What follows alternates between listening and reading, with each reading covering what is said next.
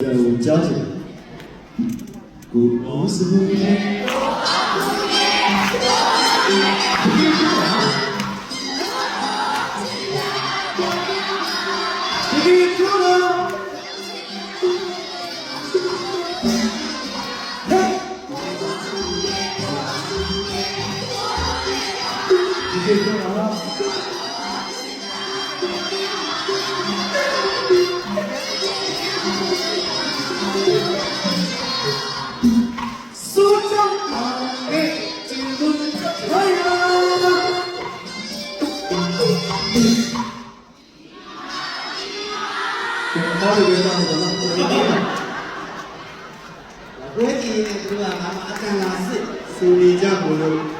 ဒီတချင်းကြီးတွေကဒီနေရာမှာဒီလိုလေးဆိုရမှာသူတို့ကတည်ပြီးသား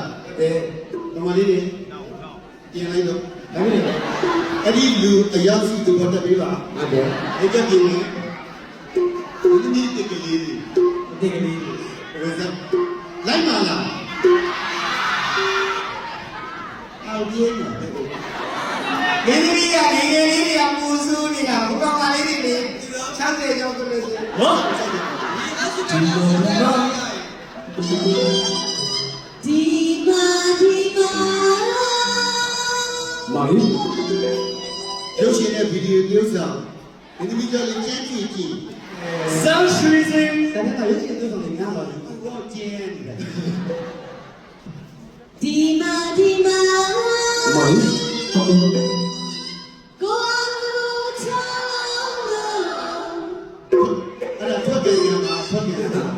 အဲ့မြောက်กินပြီးတော့ဟုတ်ငါကနောက်နေ့ကစားတက်ချုပ်ပြီးနေအဲ့ဟုတ်တယ်ဒါကြောင့်ဘယ်ကောင်မလေးလက်ဆက်တဲ့သူကဂျင်းစော့နေတာဟုတ်သူဂျင်းစော့နေတာသူဂျင်းစော့ပြီးနေတာရှမ်းကုန်းကြီးရိုက်တော့ဟုတ်ကြီးလေချက်သမားတွေလာသူဖေးတယ်ဟုတ်ဖေးတော့မှာကိုချောင်းမိုင်း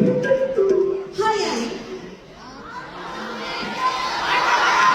ဘာဖြစ်လဲဟုတ်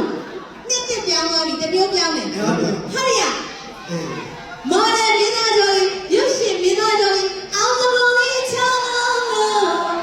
ဒီလေးအခုဒါဆိုရင်တော့ဒီစားလေးဘာဝင်ပြရလို့မသိဘူးဒီလေးအခုလိုပဲသူ့ကိုပြောလို့ရမှာ